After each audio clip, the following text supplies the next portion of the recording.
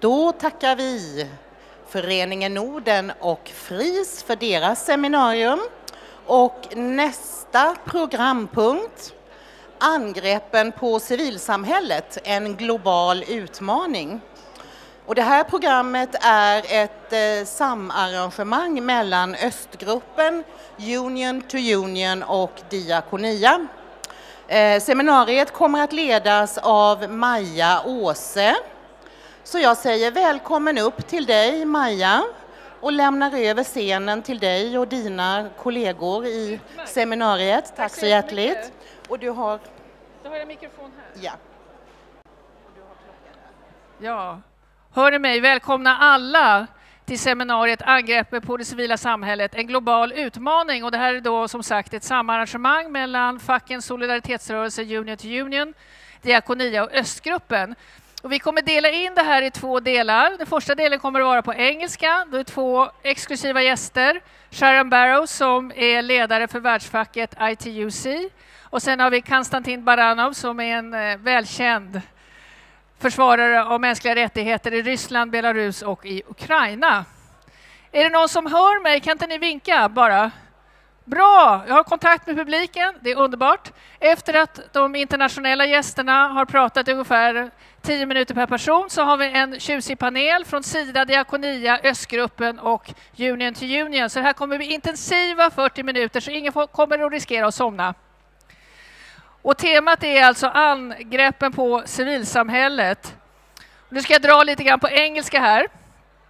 The global trend is quite clear, especially in countries with an autocratic regime. The attacks on civil society are getting more and more common, and many governments today are systematically passing laws that reject democratic norms. And now it is important that the international community stand firm and defend the civic society, and the free world should continue to support all those who fight for freedom, justice and democracy. And today in this seminar we would like to try to connect local and global levels of the shrinking space problems and ask, are repression contagious or can we stop it? And I'm happy to welcome the first speaker, the General Secretary of the International Trade Union Confederation, ITUC, alltså världsfackets ledare med 180 miljoner medlemmar. The trade unions of the world organize more than 180 million people, and when welcoming Sharon Barrow on stage, it's easy to come to think of the classic quote by the Swedish activist Joe Hill, "Don't mourn, organize." Welcome, Sharon Barrow. Thank you. It's a delight to be with you. This is a most exciting event and I'm honored to have been asked. Can I say that indeed the only thing we can do is organize, and organize together across unions and civil society, because our democracies are in trouble. We sit here in a relatively stable democracy, but even then you have the rise of the populist right. You look across Europe, you have a rise of Nazism. And if we looked at the German elections just last week, you have 88 seats in the parliament, unheard of, basically many of them neo-Nazis. That's a risk to our democracy that is simply symbolic of a number of tendencies. One is the rise of the right. The other is simply increasing authoritarianism. And the third is the dominance of corporate greed. Let me first of all give you a sense of what this means for workers. Because working people are in trouble, the global workforce is in trouble all over the world. If you think we have around 3 billion people in the global workforce, then 60% of them only have some form of formal contract. More than half of those are then in insecure, often unsafe work, very low paid. And our corporations are running a model of global greed that means that up to 94% of those workers are actually in a hidden workforce. Our corporations only include about 6% of the workforce directly, but they rely on their profits for the rest of those people. And when you consider that 40% of our brothers and sisters are actually in the informal economy, the economy of desperation. It's a sector where you have no social protection, no minimum rights, no wages, no rule of law. And then more than 80 million have been actually enslaved in modern slavery over the last 5 years. And many of the workers in modern slavery and those indeed in the informal economy now appear in our supply chains. So we've outsourced responsibility for the fly-by-night organisations. And when people can't feed their families, when in the Philippines a can of baby formula can cost 1 day's wages, then why are we surprised that people are looking for alternatives? When our traditional parties fail to connect with working people, we fail to share our prosperity, then it lays open the ground for all of those tendencies I talked about. So if I actually told you that in our Global Rights Survey, that we know that freedom of expression and freedom of assembly were violated in 50 countries in just 2017 alone, that gives you a sense of the scale of the problem. Because if you don't have freedom of association, freedom of assembly, then in fact you can't operate effectively to organise, and that's the basis of democracy. So when freedom of association is at risk, I would argue, in almost every country in the world, then you have to think, how can we expect our democracies to be strong? How can we expect other rights that are built off freedom of association to actually be protected? You wouldn't be surprised when I told you that the Middle East and North Africa remains the most dangerous region. But if I told you where, in fact, the 10 worst countries for workers were this year, then they're Qatar, a slave state, the UAE, another slave state. They operate under the kafala system where you're effectively owned by one other human being. And indeed, all our major corporations are there. All our governments fly to and from the Gulf states to actually seek trade, investment in their own countries, and so they perpetrate by association these atrocities. But then, of course, you have Egypt, in fact, all of the Middle East, and the breakdown again, instability outside of Tunisia, where, in fact, even there, the gains of democracy from the Arab Spring are very vulnerable. But the Philippines, any of you who watch Asia, you now have a president, democratically elected, who not only endorses people being killed, drug dealers, he calls them, but people being killed, but is now operating martial law in Mindanao, where those from a Muslim background are basically enslaved under the oppression of martial law. And our trade unions who stand up for those people, or for the people in their factories, or on their construction sites, or in their schools and hospitals, they're at risk every day. We have union leaders who move house in the Philippines. And then, I won't go to other countries, but in Asia you could go to Colombia, you could go to Bangladesh. There's a whole range of countries. However, if you go to Brazil, the breakdown in the rule of law is extraordinary.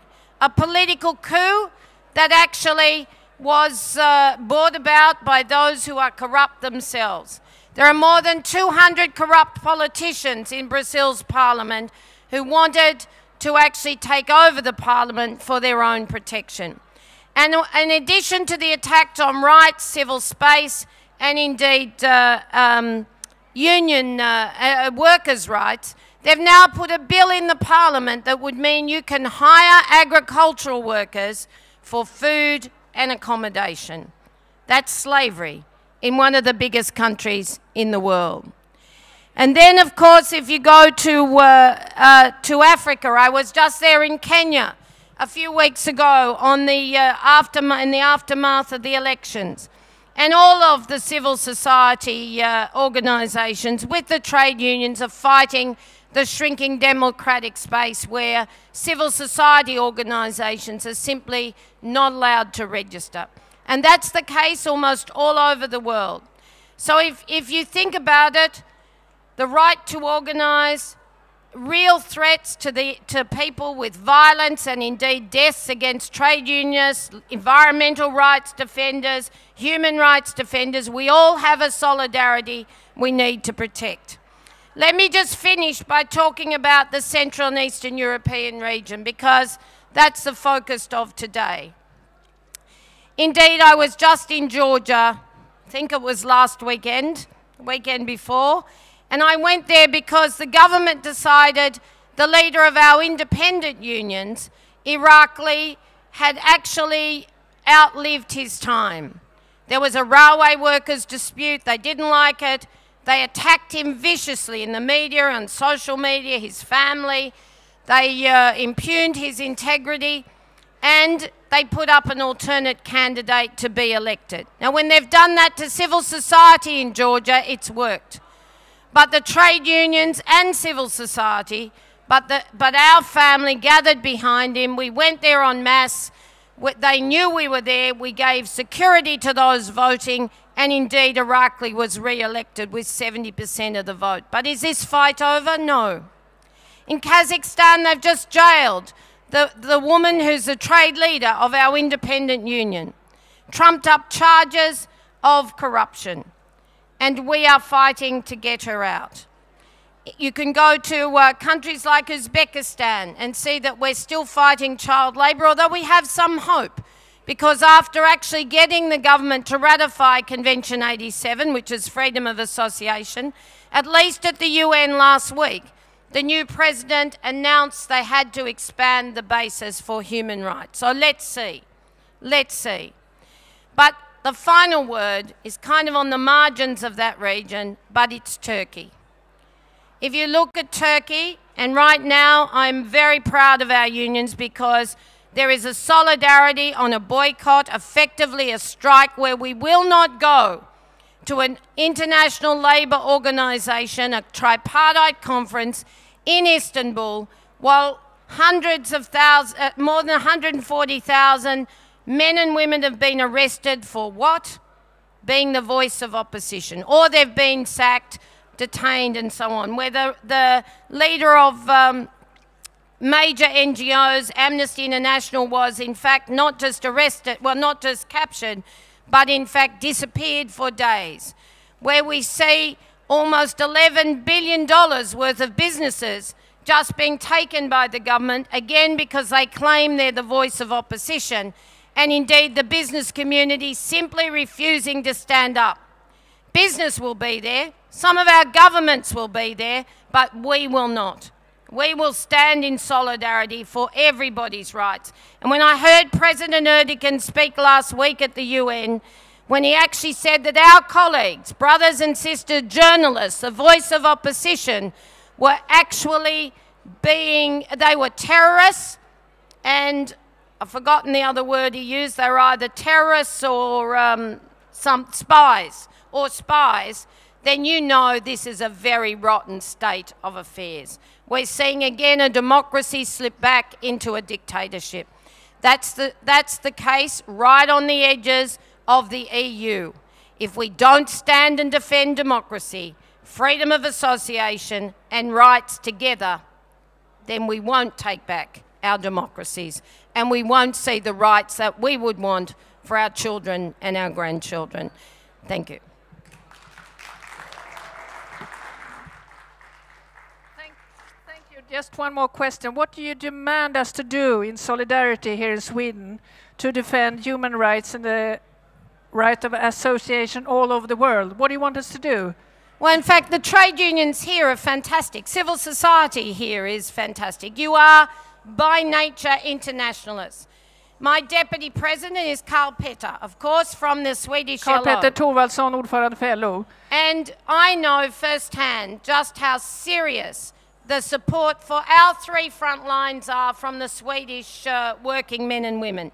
One is eliminating slavery. We say if we won't stand to eliminate slavery, who will? The second is ending corporate greed. Because if we don't end corporate greed, then we can't take back shared prosperity, do something about that historic inequality. And the third one, of course, is climate justice. If we don't have climate action and just transition for workers and communities, then it's not actually the planet, it's the human beings on the planet who won't have a future, and that means our descendants. So on all of those three things, and on migration, which is a huge priority for us, the unions say refugees are welcome here, right across the world. And when you know the Swedish unions, indeed the Swedish community, stand for all of those things, all I can say is thank you. Thank you, Sharon Barrow. And as a small gift from us, our bag from union to union. Union rights are human rights. Thank you, Sharon. Thank you. And now, our second speaker in English.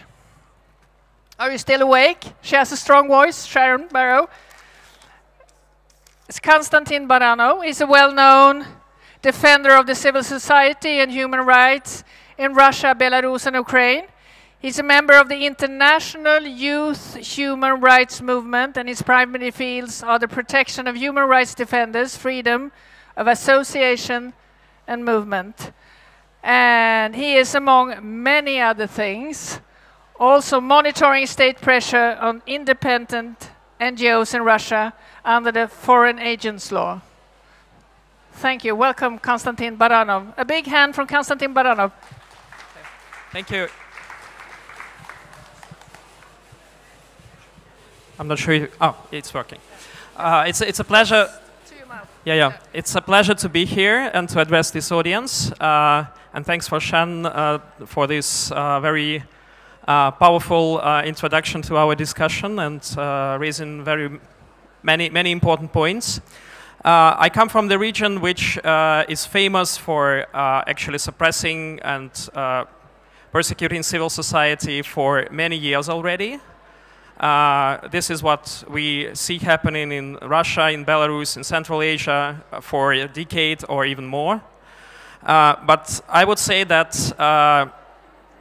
shrinking space for civil society and persecution of civil society representatives is not anymore a problem of specific states, authoritarian states, or whatever you would like to call them. But it's spreading all over the world and in all the regions, even in the heart of the European Union. And we now see that, well, our countries were kind of an experimental ground for developing some practices to suppress civil society, which are now being borrowed and used by governments and by populist political forces in other countries and in other regions. Well, this is a very sad trend. What is the most important for us in what is happening right now is that it's no longer just the attempts of the states to target individual activists and individual organizations, but it's a more general attempt to challenge the legitimacy and legacy of the work of civil society, of human rights defenders and NGOs. And they try to cut the international support to civil society efforts. They try to prevent international contacts and international cooperation of civil society groups. And they also try to restrict any kind of public criticism and peaceful advocacy for the public interest. And they are quite inventive and quite sophisticated with the tools that they create for this purpose. Well, Russia was is now very well famous for its foreign agents law, which proved to be a very successful model, which on the one hand sends this public message that the groups that enjoy foreign funding, enjoy international support, are not operating on their own, but they are just agents of somebody else's will. So they are not advocating for the interest of local groups, of minorities, of the major part of the population, or they are not advocating for the observance of international norms, but they are just conveying somebody else's will, and they are presented publicly as spies and promoters of Western values, which are actually alien for our societies. And this actually works quite well because NGOs enjoy less public support, and there is a growing divide between what activists are doing and speaking publicly and the views of the general population. And this divide makes individual activists and individual organizations more vulnerable when they are targeted by the authorities. Sorry. As it was already mentioned, the authorities start with creating such legal and operational environment for civil society when you cannot operate legally. You cannot register an NGO, you cannot stage a rally, organize a protest, because there are so many administrative and legal obstacles to that. And secondly, step 2, they criminalize the actions that do not comply with this restrictive legislation. So actually, if you try to continue your your peaceful and legitimate work as an NGO, as a civil society activist, you find yourself to be a criminal. And very often those criminal charges are connected with finances, with money, which is quite a convenient populist argument. It's really easy to sell this to the general publics that, okay, those are people who are stealing money, who are getting money for nothing, they are not paying taxes, they are not reporting to the state authorities. And these are the charges that are used very often now in countries like Russia, Belarus, and Central Asia, Azerbaijan. And there is a current case of Belarusian trade union leaders who are charged with tax evasion only because they continued getting some funding from their partners from trade unions in other countries. They could not do it legally in their own country, so they had to open bank accounts in some other countries and receive money to those bank accounts in order to spend it for their activities, for their projects in Belarus, to fight for trade, for the rights of workers in Belarus. So now they face real prison terms only for enjoying support of their international partners. And this is something that we also see happening in other countries across the region.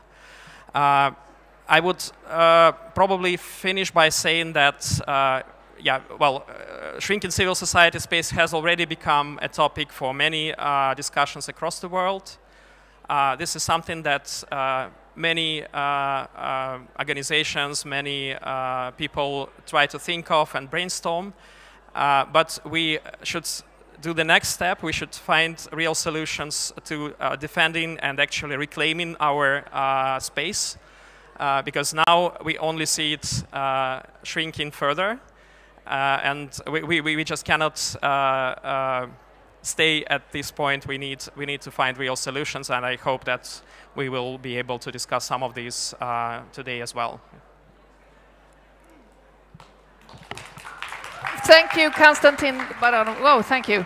I have a last questions. How are Russians in general? Are they troubled by the situation, or are the repressive measures, are they enjoying public support. How's the situation? Well, as I mentioned, there is a growing divide actually between the general publics and those who are the targets of repression. On the one hand, growing repression helps to consolidate that part of society which is more or less following opposition views, which feels that, well, what is happening in the country is not okay. And the solidarity among this part of society is actually growing and strengthening. Well, the estimates are that this is like 15% of the population, which is, of course, not so small, but still it's not a critical mass which is able to actually change the situation. How often are you afraid?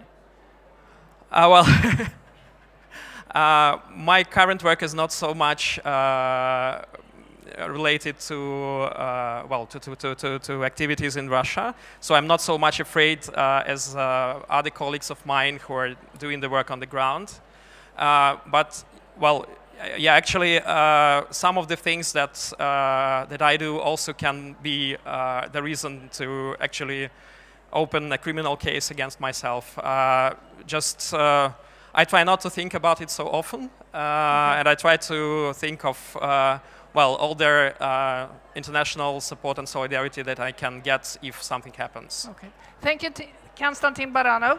And as a small present, I hope it will keep you a bit safer. Human rights, union rights are human rights. Thank you so much for coming here.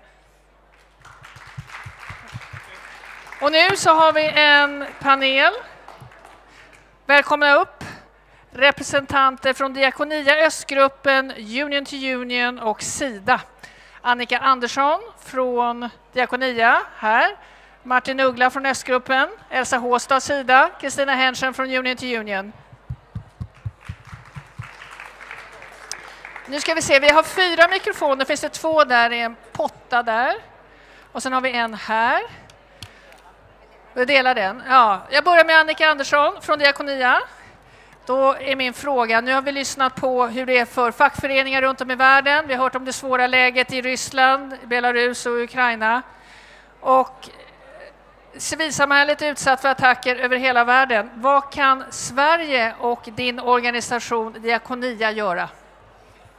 Ja, jag skulle vilja börja med att tacka för dem som talade tidigare och instämma Vila hakan på micken så här. Okay. Bra. Ja. Instämma i vad de säger, det känner vi igen. Och ge några exempel. Och jag skulle vilja visa er en bild. Det här är Tepvanni. Hon får representera alla de som sitter i fängelse efter riggade rättegångar. Hon är landaktivist från Kambodja. Hon dömdes i år till 2,5 års fängelse i en riggad rättsprocess. Sen har vi lagstiftningar som begränsar, byråkratiserar och fördyrar våra organisationers arbete, som i Kambodja eller Egypten. Vi ser missbruk av antiterroristlagar som kontrollerar eller begränsar finansiering från utlandet, som vi också hörde från Ryssland i Bangladesh. Och vi ser lagar som kriminaliserar sociala protester, som i Honduras, en precis ny antagen lag. Sen har vi också en strategi som är att hota och smutskasta, det hörde vi också tidigare. Folk anklagas för att vara antiutveckling, landsförrädare, lögnhalsar som vill lura till sig biståndspengar, eller också för att finansiera den här typen av verksamhet. Det har vi sett i Guatemala. En viktig grej är att attackerna mot MR-försvarare, de trappas stegvis upp om de inte stoppas. Och det slutar med våld och mord. I fjol, Frontline Defenders årsrapport från i fjol tog upp 281 mord på MR-försvarare i 25 länder. Allra flest i Latinamerika. Sist så vill jag också säga att det är jätteviktigt att ha koll på kvinnoorganisationer och hbtqi-organisationer. Därför att när de attackeras och tystas, då är det ingen som fortsätter att driva de rättigheterna. Tack Annika Andersson för Diakonia. Jag har en fråga till dig, Martin Uggla från Östgruppen. Det här med att man är rädd att göra på fel sätt, att man stöttar människor och utsätter dem för risk för hot. Hur ska man hantera det? Ja, vi hör ju här just att det är väldigt allvarliga risker som många utsätter sig för i de här länderna. När man riskerar repressalier, fängelsestraff eller till och med ännu värre. Men det som är viktigt är att inte vi i omvärlden slutar stödja dem för att på något sätt ta bort riskerna. Det finns modiga människor, vi har några av dem här idag, som är beredda att ta de här riskerna, och då måste vi naturligtvis stötta dem i det risktagandet.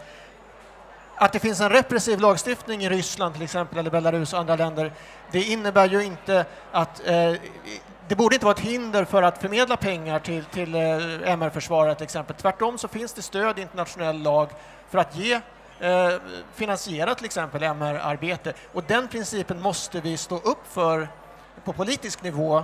För annars så ger vi ju de facto en sorts vetorätt över de mänskliga rättigheterna till de här auktoritära regimerna. Så det är oerhört viktigt att vi står upp för rätten att ta emot finansiellt stöd till människorättsarbete till exempel. Elsa Håstad, avdelningschef på Sida. Vad kan egentligen Sverige göra? Är vi en viktig aktör? Kan vi bli viktigare? Finns det någonting som vi inte klarar av att göra? Hur ser du på situationen? Vi är jätteviktiga. Sverige är otroligt viktiga. Vi ger mest stöd till civilsamhället per capita i världen. Så det är klart vi är viktiga. Jag tror, precis som Martin säger, att vi måste stå upp för principerna, och jag tycker att det är det vi ska göra. Vi ska fortsätta att ge kärnstöd. Vi vet att kärnstöd är jätteviktigt för alla organisationer. Kan du förklara vad det är för någonting? Ja, det är att man stödjer organisationen i dess egna rätt. Det vill säga att man inte håller på att ge småstöd för olika saker, utan man ger kärnstöd för hela verksamheten. Det här försöker vi göra mer och mer. För det mesta lyckas vi, inte alltid, men för det mesta. Det blir också en kvalitetsstämpel om vi arbetar med lokala organisationer. Kan man ta emot kärnstöd är man också en rätt bra organisation. Så det kan vi göra. Vi ska fortsätta med kärnstöd. Vi ska fortsätta att ta ansvar i dialogen med FN, med beslutsfattare i länderna vi arbetar. Därför vi ser att repressiva lagar, som Konstantin pratade om, agentlagen i Ryssland, de smittar. Andra länder tar efter, länder som vi arbetar i, och använder också repressiva lagar. Så vi har ett ansvar att fortsätta stödja civilsamhället. Vi ska vara lite kaxiga, lite modiga, och vill också bemöta det här som Martin pratade om, att man måste våga ta risker. Jag tycker att vi är bra på att ta risker. De som tar de största riskerna är ju organisationerna i länderna, och även våra svenska alla aktörer som arbetar, som står här bredvid mig. Men vi, det vill säga Sverige, Sida, vi får aldrig vara de som säger nej, tycker jag. Vi får aldrig backa. Vi går så långt som det går att följa med. Och då måste vi vara flexibla, lite modiga och lyhörda. Kristina Henschen, du är chef på fackens solidaritetsorganisation Union to Union. Vad kan man göra om man ser framåt, om man inte vill att civilsamhället ska få ett minskande utrymme utan ett växande utrymme? Vad kan fackföreningsrörelsen göra? Det här är ju vår stora utmaning i världen, att vända den här trenden, att få till en annan verklighet, att stoppa den antidemokratiseringsvåg som sköljer över världen. På 3 år har 69 länder vidtagit åtgärder för att begränsa civilsamhället, för att organisera sig, för att kämpa för och säkerställa de mänskliga rättigheterna. Precis som världsfackets ledare sa, så handlar det om att organisera. Det handlar också om att vi måste vara självkritiska och bjuda in i större utsträckning och tänka om våra strategier och se över vad vi har idag och var vi står, för att hela tiden komma fram bättre, komma ut bättre. Det finns en författare som heter Naomi Klein som just har kommit ut med en bok om Trump, den amerikanska presidenten. Och hon argumenterar ju väldigt intressant att det här skedet av chock och förtvivlan som vi känner inför situationen idag och den utveckling som vi ser, vi måste komma vidare och skapa en attraktiv och inkluderande vision om någonting annat. Vi måste börja prata om och forma våra strategier så att alla känner att det är oss de ska gå med. Det är inte Donald Trump, det är liksom civilsamhället. alla de människor som är aktiva i civilsamhället men kanske inte känner till att de är aktiva i civilsamhället för att de inte känner sig inkluderade. Det är de vi måste få ombord i det här arbetet. Nu har vi 6 minuter på oss här, ni 4 stycken, på att tala om vad kan ni i er organisation göra konkret så att nästa år på Bokmässan så har vi positiva besked att ge och att det är ännu starkare hopp inför framtiden. Annika från Diakonia, börja du. Okej, 1 minut. Jag tycker det har sagts mycket klokt här. Vi måste fortsätta jobba långsiktigt med stöd till partnerorganisationer. Vi måste lägga in högre växel och jobba kortsiktigt, kunna vara flexibla. Vi måste ta vårt ansvar som givare och ha bra villkor så att inte vi bidrar till ett krympande utrymme. Vi måste bygga starkare allianser, nätverka mer. Vi måste jobba i vår egen kommun för allas lika rättigheter, men också vara solidariska internationellt. Och slutligen så måste vi också ha en svensk politik där alla politikområden hänger ihop så att de samfällt bidrar till demokrati och mänskliga rättigheter. Tjoho, nu är det Martin Uggla. Ja, alltså Östgruppens uppgift är också att lyfta det här på en politisk nivå och här finns det saker att göra. Det vi vill se är att man på regeringsnivå och från EUs sida agerar och lyfter upp de här frågorna, prioriterar upp dem högre än vad de har varit förut. Och det handlar då om att protestera när det sker ett övergrepp inom det här området, att ta upp frågan, ett konkret fall, protestera tydligt och offentligt så att kritiken går fram och synliggörs. Och det är också väldigt viktigt i termer av solidaritet som Konstantin pratade om tidigare. För det visar de offren för repressionen att vi ser vad som händer och att vi faktiskt tar det på stort allvar. Så ett tydligare politiskt agerande på hög nivå är också väldigt angeläget. En uppmaning nu kanske inför kommande val? Absolut. Ja. Det är en uppmaning som jag hoppas att partierna tar till sig. Ja. Tack Martin Uggla, Östgruppen Esa Håstads sida. Tack så mycket. Jag tror det viktigaste vi kan göra det är att vara kvar, att finnas kvar i länderna där vi arbetar, att vara nära de organisationer som vi vill stödja. Därför att finnas kvar via våra ambassader, via organisationer är också ett sätt att vara vittne, att lyssna och också hitta de organisationer som kanske inte har pengar att komma hit till Bokmässan idag utan vara där ute där de finns som behöver oss mest. Finnas kvar. Tack Elsa Håstad. Kristina Henschen, Union to Union. Det absolut viktigaste det är att återta solidaritetsbegreppet och solidariteten. Och med det menar jag, det kan låta så himla stort och komplicerat och omöjligt. Men det är inte, det har ju många här vittnat om. Utan det handlar om väldigt konkreta åtgärder som alla här inne kan göra. Var med i facket till exempel. Aktivera er i civilsamhället. Bidra och forma och hjälp till. Jag tror att väldigt enkla åtgärder som alla kan stå för. Köp rättvisemärkt Fairtrade. Titta efter hur du själv lever och bidra. Det är något väldigt konkret som vi kan göra gemensamt för att vända situationen. Tack panelen och alla som har deltagit idag. Då får den här tjusiga kassen från fackens solidaritetsorganisation Unity Union. Fackliga rättigheter är mänskliga rättigheter. Vi avslutar så. Tack till panelen.